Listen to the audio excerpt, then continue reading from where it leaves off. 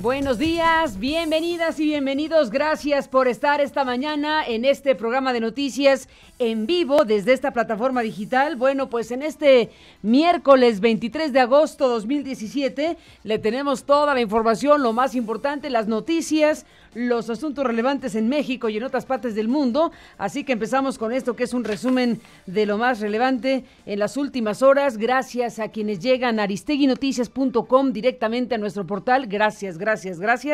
Y a quienes están enlazándose en este momento a través de Facebook Live. Gracias a quienes han atendido esta alerta de Facebook Live para escuchar esta primera parte de nuestra emisión. Y ya sabe que lo invitamos después a escucharlo completo a través de nuestro propio portal. Así que bueno, esto es lo más importante al momento. Gracias nuevamente por estar aquí.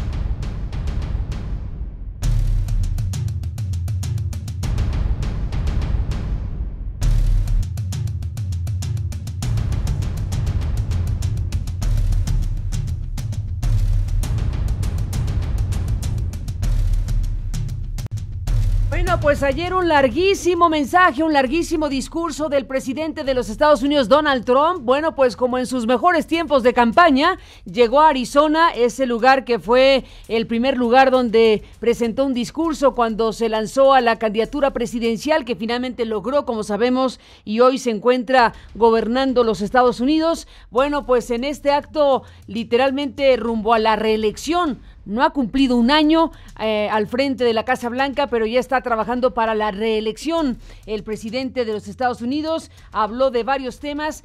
Un agarrón con los medios de comunicación, rudísimo con los medios de comunicación, con CNN, con The New York Times particularmente. Y bueno, pues hizo toda una serie de apreciaciones o de acusaciones, mejor dicho, más que apreciaciones, acusaciones en contra de los medios de comunicación a quienes califica de deshonestos. Hizo una revisión párrafo por párrafo de lo que fue su mensaje en Charlottesville, este lugar que, bueno, pues desató una polémica muy fuerte acerca de si había sido o no suficientemente categórico para rechazar al racismo, para rechazar la supremacía blanca, para rechazar al Ku Klux Klan. Bueno, todo esto lo fue desmenuzando y bueno, pues con un público absolutamente entregado que abucheó a los medios de comunicación aludidos y que, bueno, pues lo acompañó durante toda esta larga disertación de más de una hora y casi una hora y media de discurso de Donald Trump. Afuera, la confrontación, porque se manifestaron miles a favor y miles en contra de Donald Trump en Phoenix, Arizona, ayer. Y habló de temas que le importan mucho a México, como la migración y el Tratado de Libre Comercio. Por lo pronto, respecto al TLC, ese que está renegociando con su delegación comercial con Canadá y con nuestro país, bueno, pues dice que no cree que vaya a ser, que vaya a continuar el TLC. Una declaración que desde luego, pues en medio de un proceso de negociación, no es una buena señal para quienes están sentados a la mesa discutiendo cómo revisan este acuerdo de libre comercio, el llamado NAFTA o TLC. Parte de lo que dijo Trump ayer en Arizona. Realmente no creo que podamos hacer un trato, porque este tiempo otros son los que han tomado ventaja de esto. Han hecho grandes negocios ambos países, pero México en particular, por lo que no creo que podamos llegar a un acuerdo. Así que creo que al final probablemente terminemos con el TLCAN en algún momento, ¿ok? Probablemente. Pero lo dije desde el primer día, o renegociamos el TLCAN o terminamos con el TLCAN. Yo personalmente no creo que pueda hacer un trato sin una terminación, pero vamos a ver qué pasa, ¿de acuerdo? Ustedes están en buenas manos y eso es lo que puedo decirles.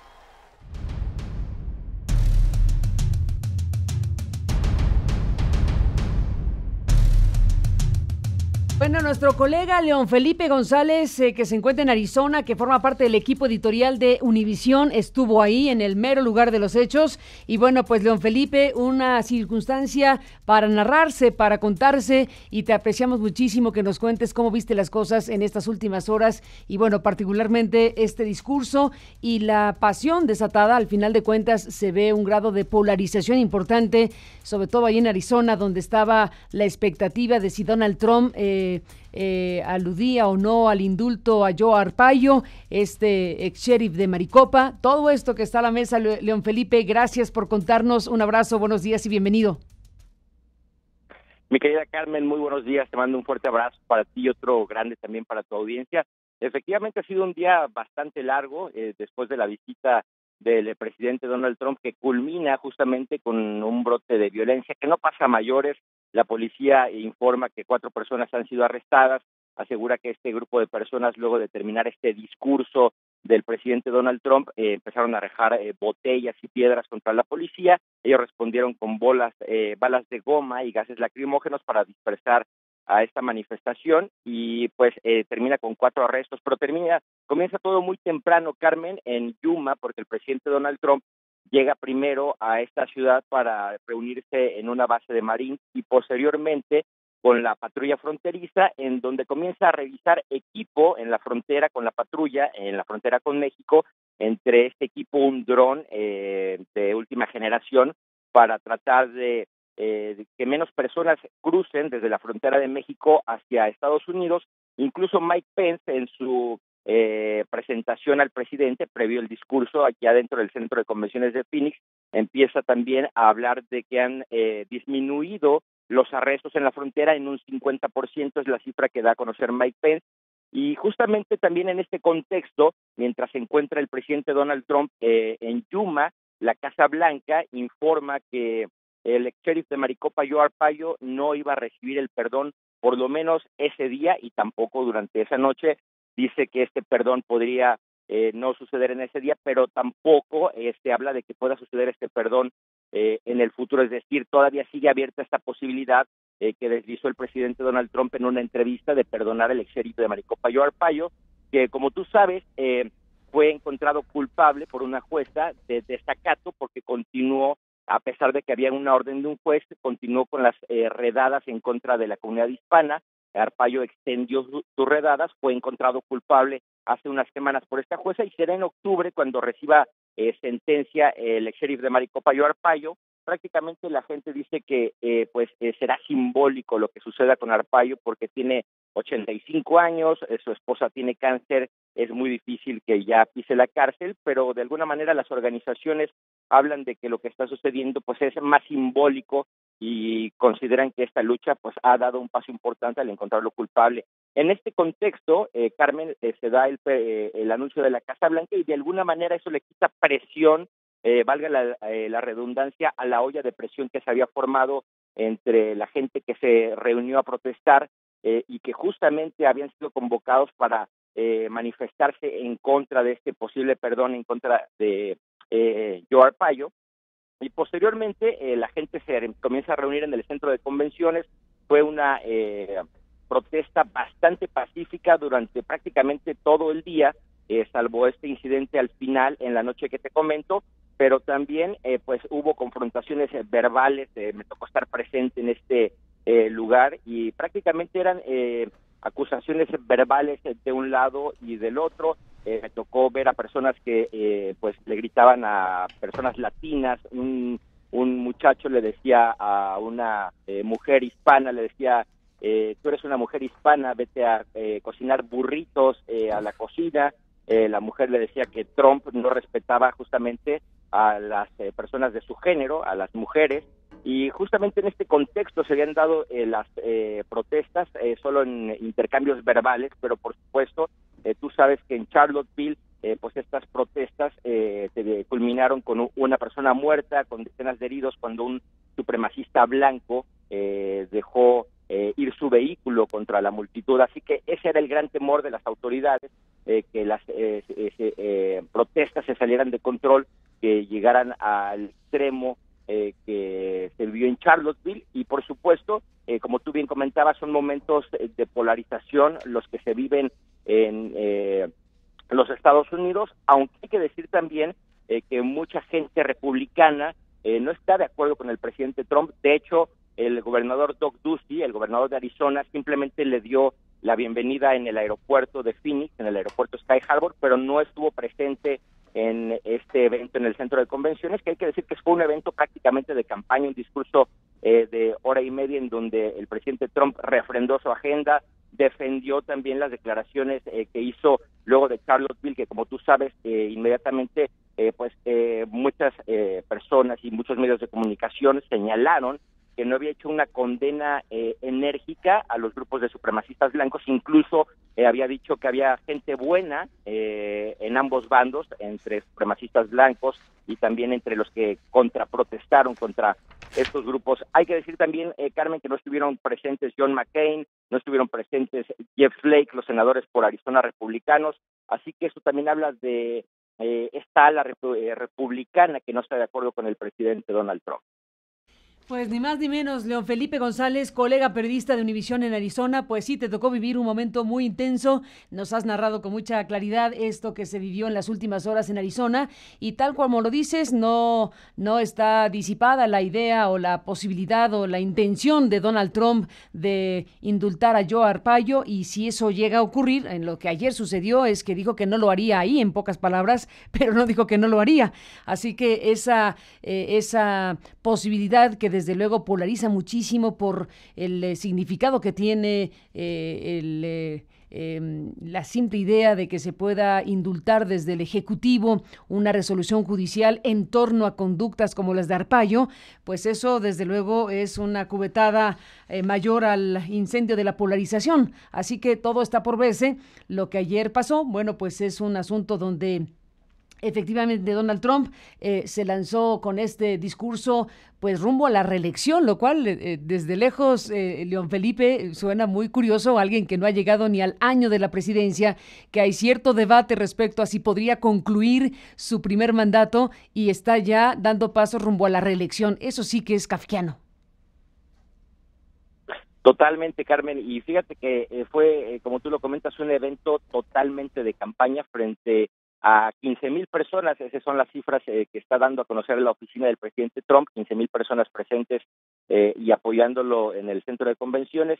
Hay que decir también, Carmen, que se esperaban a decenas de miles de personas. Eso era lo que anticipaban las redes sociales, algunas organizaciones pro inmigrantes y por los derechos civiles. No fueron decenas de miles, se podrían contar por miles quizá los que estuvieron presentes protestando en contra del presidente, y en gran medida se debe a esta parte de la Casa Blanca que le quita presión con el anuncio de que no iba a dar el perdón durante ese día, pero como tú bien comentas, fue un evento de campaña en donde refrenda su agenda, en donde habla de que va a respetar la segunda enmienda que tiene que ver con el derecho a poseer armas de fuego, en donde habla de que va a continuar con sus esfuerzos para desmantelar el Obamacare y poner su propia ley de salud, en donde habla también de que va a continuar con las políticas antiinmigrantes y donde también refrenda esta idea que tú comenzabas hablando sobre ello del Tratado de Libre Comercio que ha dicho el presidente Trump que no le conviene a los Estados Unidos, y también habla de que va a seguir trayendo los empleos solo para los estadounidenses. Así que en ese contexto se da la visita del presidente, y también que fue duramente criticado porque por lo menos el alcalde de Phoenix en una declaración decía que el tiempo de este evento de campaña no era el más adecuado, sobre todo cuando las heridas en Charlottesville seguían abiertas después de estos eventos polarizados que no suceden solamente en Charlottesville, sino en buena parte del país, Carmen. Totalmente de acuerdo, León Felipe González. Bueno, pues todo por hablarse respecto al tema de los medios y del discurso de Charlottesville, que efectivamente se detuvo. Buena parte del discurso tuvo que ver con leer párrafo por párrafo sus propias palabras, diciendo yo dije esto y nunca lo reportaron, yo dije esto otro y los deshonestos medios no lo registraron. Una confrontación directísima contra The New York Times, contra CNN, y bueno, pues lo que esto significa para efectos de una acción de gobierno como la de Donald Trump. Así que bueno, pues seguiremos hablando, si tú nos lo permites, León Felipe González, colega periodista de Univisión, que te encuentras en este momento en el lugar de los hechos, ahí en Arizona, donde han ocurrido estos asuntos. Gracias, León Felipe, por estar aquí. Un abrazo y estamos en contacto. Buenos días. Buenos días, Carmen. Fuerte abrazo para ti y fuerte abrazo para tu audiencia. Igualmente, gracias, León Felipe. Gracias y buenos días. Bueno, también, como se ha dicho, prometió pues cumplir la agenda que lo llevó a la presidencia de los Estados Unidos. Sigue en pie, dice nuestra agenda. Vamos a defenderla. Y bueno, pues insistió en el tema del muro. Faltaba más. Habló del muro y dijo, vamos a construir esa pared. Construyan ese muro. Ahora los demócratas obstruccionistas querrán que no lo hagamos, pero créanme, si tenemos que cerrar nuestro gobierno, lo haremos y construiremos ese muro. Mi administración nunca retrocederá en la exigencia de un control de inmigración. El pueblo estadounidense votó por el control de la inmigración. Esa es una de las razones por las que estoy aquí. Y eso es lo que el pueblo estadounidense merece y lo van a conseguir. Sigue toda la información a través de aristeguinoticias.com.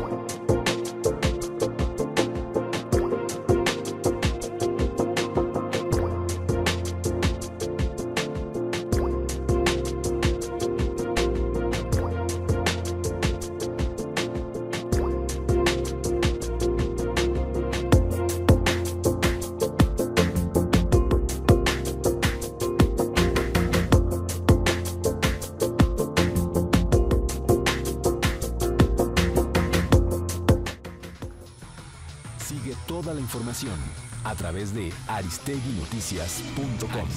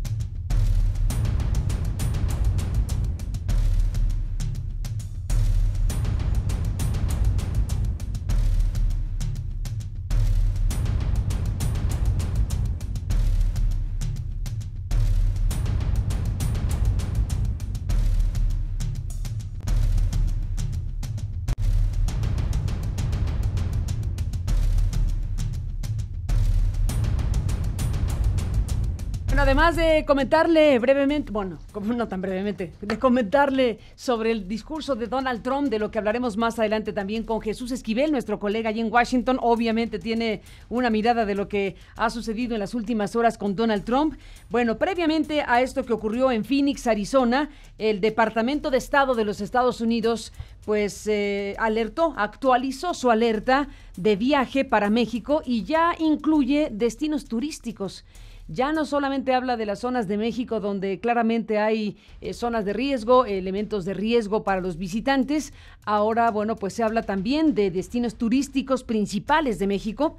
En un comunicado advierte que ciudadanos estadounidenses podrían ser víctimas de crímenes violentos como homicidios, secuestros y robos en ciudades como Cancún, Cozumel, Playa del Carmen y Tulum en Quintana Roo, así como en Los Cabos y La Paz en Baja California. Este es un duro golpe al turismo mexicano, un duro golpe señalar a estos principalísimos destinos turísticos de México bajo una alerta de cuidado o de seguridad para los ciudadanos estadounidenses.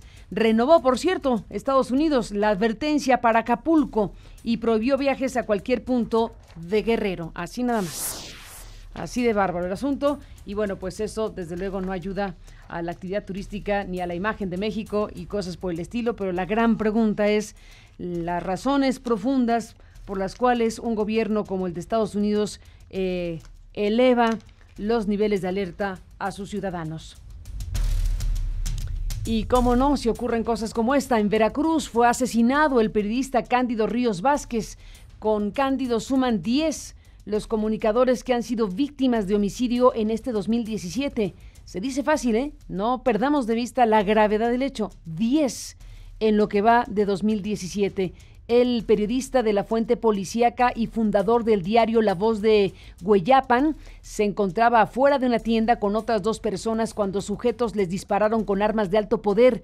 Otra de las víctimas es Víctor Acrelio Alegría, exinspector de la policía. La otra persona aún no ha sido identificada. La Comisión Estatal para la Atención y Protección de los Periodistas reveló que el comunicador se encontraba incorporado a los esquemas de seguridad del Mecanismo para la Protección de Defensores de Derechos Humanos y Periodistas del Gobierno Federal.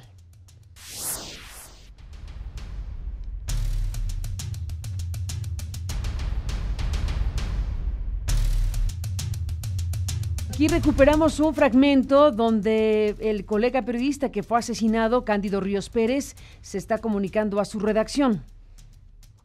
Jefe, es de un herido ahí de la colonia Juárez, ahí le acredita mi nombre, jefe. Y ahí le dedico mi face para que lo vea, Bueno, Dios que me lo cuide. Suerte, pues. Bueno, esta grabación se dio a conocer y fue pues el último audio donde Cándido Ríos le está avisando a su redacción de lo que le está mandando de material informativo. Es un fragmento de esta voz del periodista que fue asesinado en esta circunstancia. Son las 8:25. Después de la pausa le cuento más. Morena fue al INE y fue a presentar quejas contra el presidente y contra el PRI por asuntos de financiamiento. Después de la pausa le cuento más. Sigue toda la información a través de aristeguinoticias.com.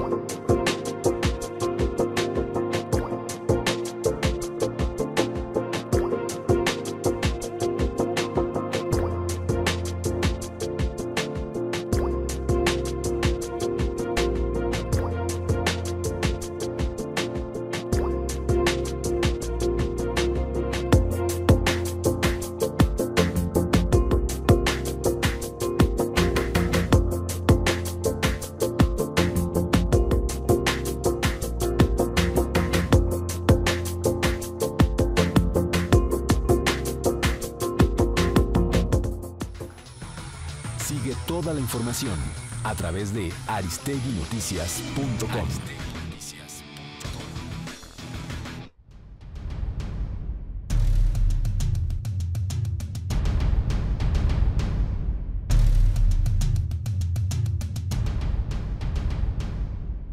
Bueno, pues como le menciono, esta mañana, recuperando lo que ayer sucedió, Morena, el partido Morena, presentó una queja ante el INE, ante el Instituto Nacional Electoral, en contra del PRI y en contra del presidente Enrique Peña Nieto, por haber presuntamente financiado la campaña electoral de 2012 de manera ilegal a través de lo que llamó sobornos de la empresa Odebrecht, presuntamente conducidos o entregados por Emilio Lozoya, según los señalamientos de ex ejecutivos de la empresa brasileña. El representante de Morena ante el INE, Horacio Duarte, pidió que se inicie inicie un procedimiento ordinario sancionador en contra del PRI y de Peña Nieto como beneficiados por conductas irregulares a través de manejos de dinero que hizo, dice Horacio Duarte, que habría hecho Lozoya, primero como coordinador de vinculación internacional de la campaña de Peña Nieto hace 5 años y luego como titular de Petróleos Mexicanos. La denuncia sostiene que el partido y el ex candidato presidencial violaron la normatividad electoral federal de 2012 y pidieron que las investigaciones se amplíen a los comicios del Estado de México celebrados este año y los que están por realizarse en 2018 porque podría haber recursos provenientes de dicha empresa. Lo que en concreto debe investigar y analizar el INE es desde luego el pago de propinas a Emilio Lozoya Austin, en tanto directivo de Pemex, así como la utilización de dichos recursos para el financiamiento de campañas, no solamente la de Enrique Peña Nieto, sino también la de Alfredo del Mazo Maza y de los demás candidatos del Partido Revolucionario Institucional o de las coaliciones integradas por dicho instituto político, dijo Duarte en este texto que entregó ya al Instituto Nacional Electoral. Así que bueno, pues veremos qué responde la autoridad electoral en materia federal de estos temas que plantea Morena con su representante Horacio Duarte ante el INE. Andrés Manuel López Obrador, el dirigente de Morena, aseguró que está apaleando a lo que él llama la mafia del poder. En un mensaje publicado en redes sociales previo a un juego de fútbol, el dirigente nacional de este partido comentó lo siguiente. Ya la mafia del poder no da pelea. Los estamos apaleando mucho. Van a ver ahora cómo los vamos a terminar de arreglar en el 20. ¡Vamos, hey!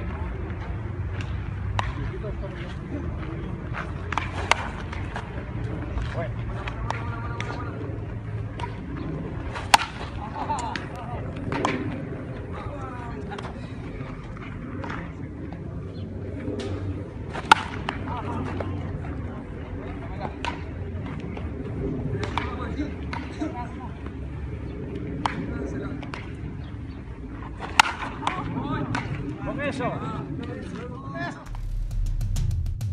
Por su parte, el presidente nacional del PAN, Ricardo Anaya, denunció amenazas en su contra luego de que la comisión permanente de este partido se pronunció contra el pase automático del titular de la PGR a la Fiscalía General. Detalló que amagan con armar un escándalo sobre un presunto enriquecimiento ilícito de su familia. Esto dice Anaya del Partido Acción Nacional. Que el Partido Acción Nacional está absolutamente en contra del pase automático del Procurador General de la República a Fiscal General. Es que no había pasado ni siquiera una hora de la discusión y aprobación de estos resolutivos cuando recibí de manera personal una serie de amenazas en donde, como ya había pasado en ocasiones anteriores, me amenazan de armarme un supuesto escándalo, por supuesto de manera difamatoria, sobre supuesto enriquecimiento de mi familia.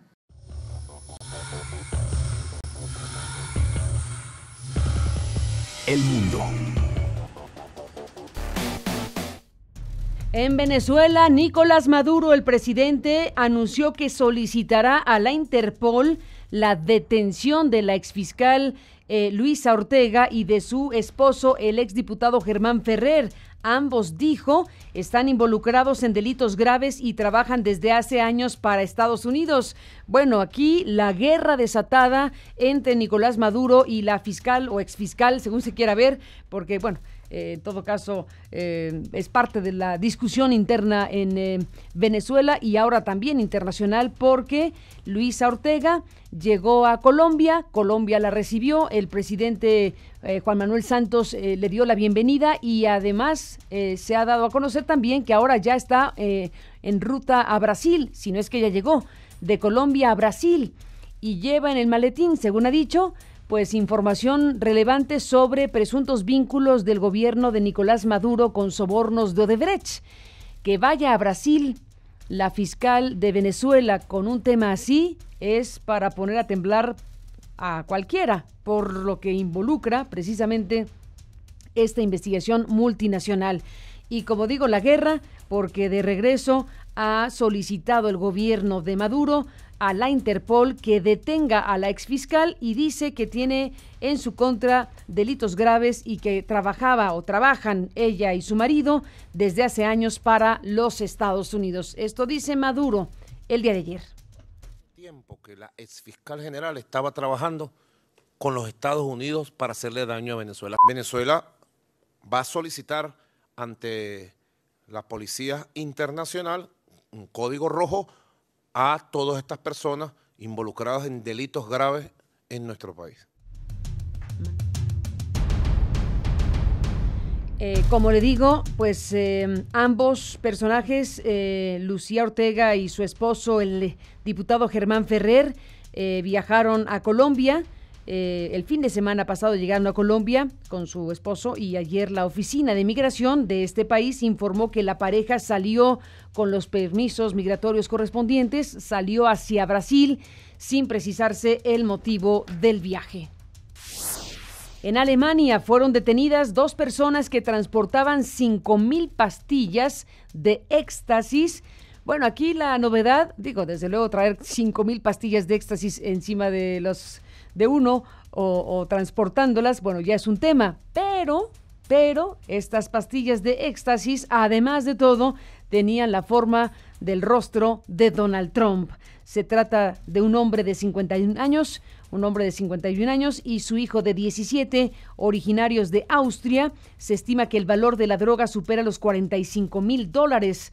Parte de lo que se dio a conocer sobre las 2 personas detenidas en Alemania con estas singulares pastillas de éxtasis.